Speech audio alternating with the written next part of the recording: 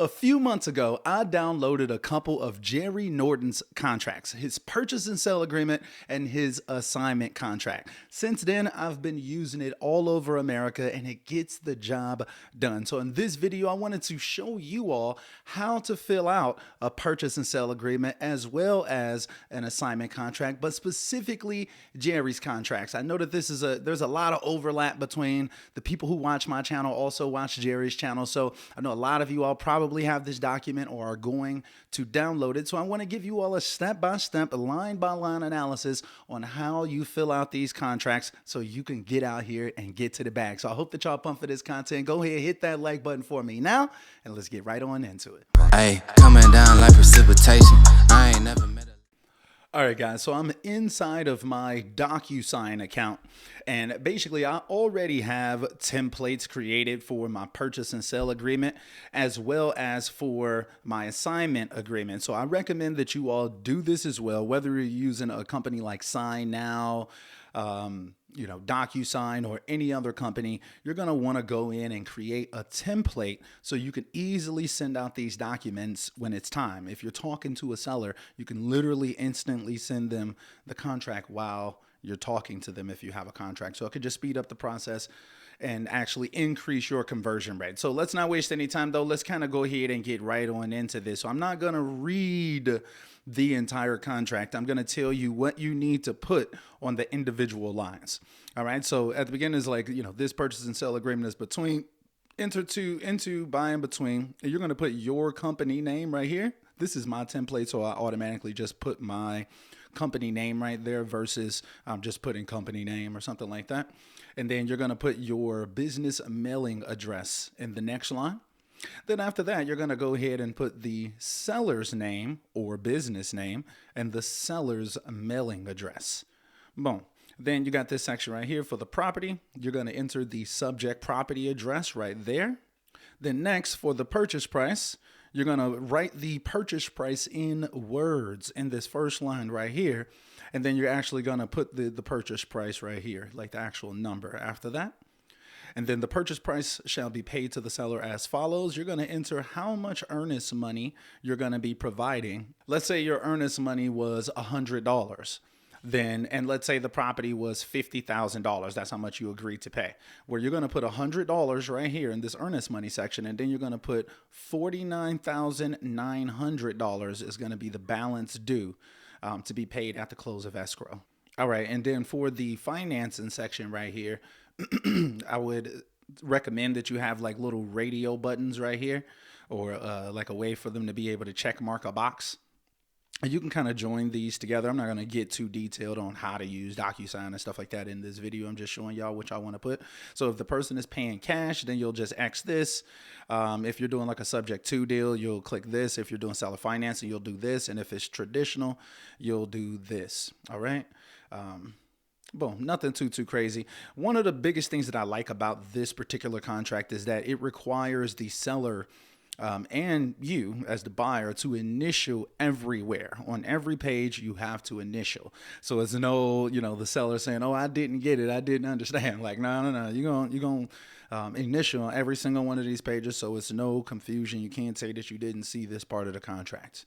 So boom, next is access to the property. If it's vacant, you're going to check mark the vacant. If it's occupied, you're going to check mark that. Now, if the property is tenant occupied, you're going to select either they need to vacate the property on or before the close of escrow, or they can continue occupying the property. So you'll select whichever one you're going to go with. More often than not, they're going to be expected to vacate the property. Either way, next, the escrow agent, that's when you're going to write the title company / attorney's name right there. And then you're going to write the title company's number inside of here. You're going to write out the numbers. And then you're going to put the state that you're actually in, well, that the escrow state is in. The escrow company is in, sorry. And then close of escrow, this is going to be your closing date. And then you're going to initial there again. Boom. And then this is where you put like whether the buyer is going to be paying for closing costs and escrow fees, or whether the seller is going to be paying, or whether they're going to split. So you'll just check mark whichever situation actually applies to you all.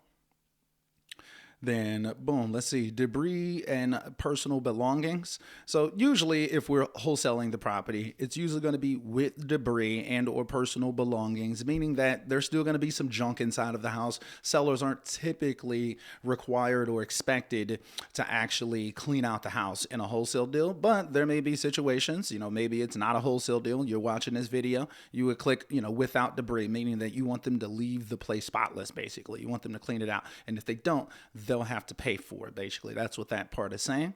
Appliances, if there are appliances, then you'll say that they're included. If there aren't any appliances, you'll just say not to be included in the sale. Boom. This stuff coming up here is pretty important. So marketing. You're going to say, if permissible by real estate government in the state of, and then you're going to put your state right here. Seller authorizes buyer to advertise the property for sale or rent as a principal to this agreement, not the seller's broker, agent, or representative, and place signs on or advertise online the property. So that's a very, very, very important piece of this contract, and another reason why I've been enjoying using this contract, because everything is laid out. I can market the property. We've got a very long inspection period too. That's going to be coming up here soon. Right here as well, this investor disclosure is awesome as well. So shout out to Jerry Norton for having this contract for real, because this is like the best one that I've seen so far. Either way, so it says, like, seller acknowledges that the buyer is an investor and purchases properties with the intent to lease, flip, resell, or otherwise make a profit. Seller acknowledges that the purchase price may be less than the market value and is willingly selling it as such for convenience, to save time, lack of funds to renovate, and or personal reasons. The seller waives any claims against any existing equity or added value arising from the property. Boom. So I think that that's a really, really, really good disclosure, that investor disclosure. It makes it very, very obvious that you're trying to make money off of this property. So they can't come back and try to say, oh, you finessed me or something like that or whatever. So I think that that's pretty handy. So boom, you'll put the state right here for, time is of the essence. Boom, they go ahead and initial right there. All of this stuff is pretty straightforward, to be honest with you. You're going to go ahead and initial again. And then right here, the governing law / jurisdiction, you're going to put the states that the property is in. You're going to put the county right here, and then the state again. And then you're going to give them a time at which they need to accept the contract on a certain date. So you'll put the time in like 12, 11, 10, something like that. And then the acceptance date, you'll actually lay it out like, 10/2/2022, something like that. Boom, you'll go ahead and put the signature, the date signed, and the full name.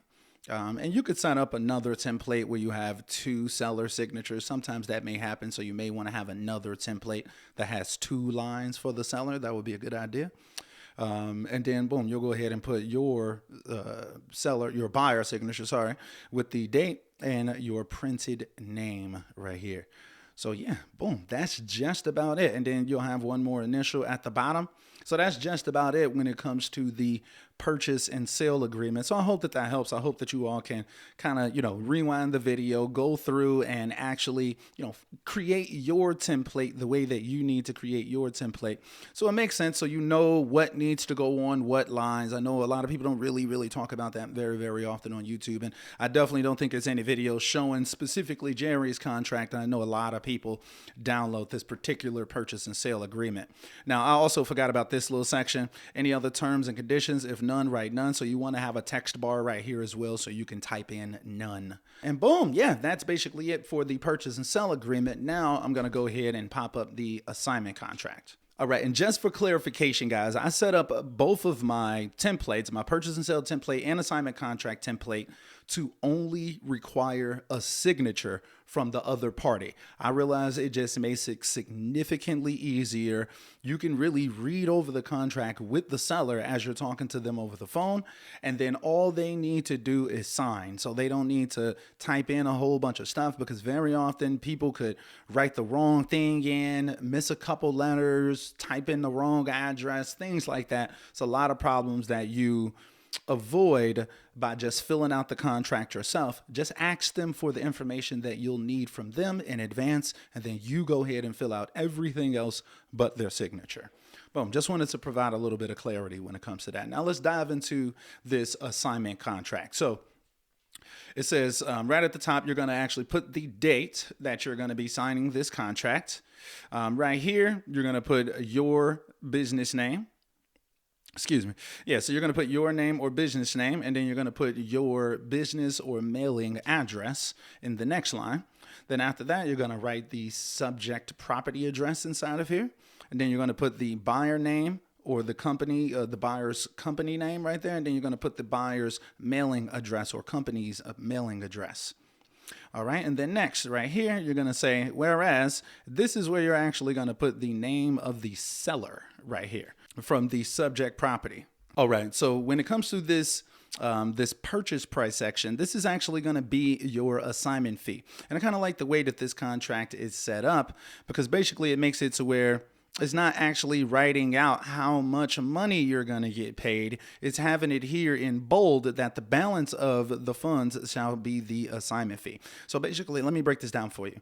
Right here is going to say the total purchase price. So let's say, for instance, it was a $50,000 property and you're going to be selling it for $60,000. You would type in $60,000 right here as the purchase price.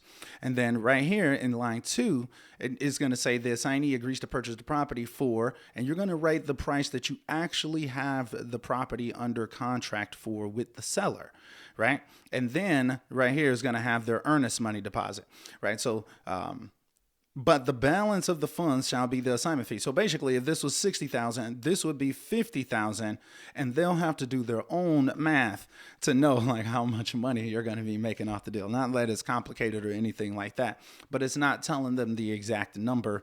And it's not like anything is wrong with them knowing the exact number. It's not like it's a secret or anything like that. But yeah, I just kind of like the way that this is kind of written up.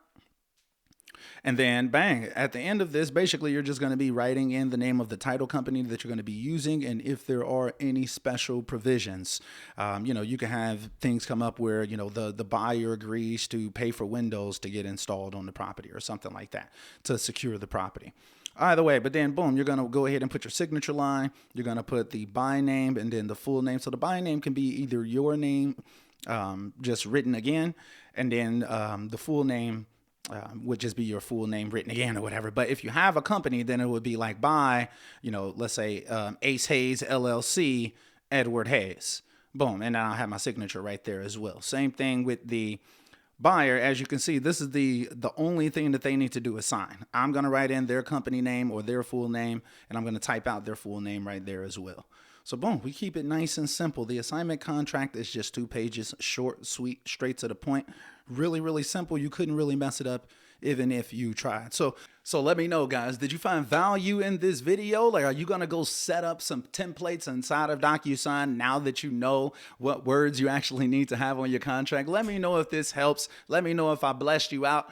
Let me know if I blessed you by dropping a comment below this video. I would love to hear it, guys. Also, check out the link to the real estate swag shop down below where you can grab yourself some of these We Buy Houses snapbacks. We've got hoodies, sweatshirts, t-shirts, all types of stuff. And we've got some other designs as well. So go out there. You can customize them as well. Put your phone numbers on there.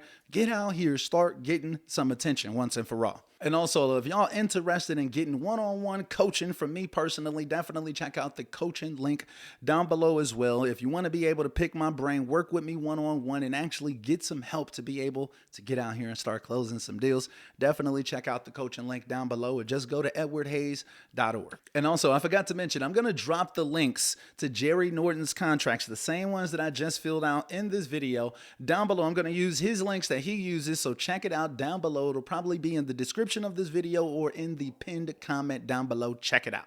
Anyway, though, y'all, I'm not going to hold y'all up. Hope y'all staying healthy and staying blessed. And until next time, guys, we are out.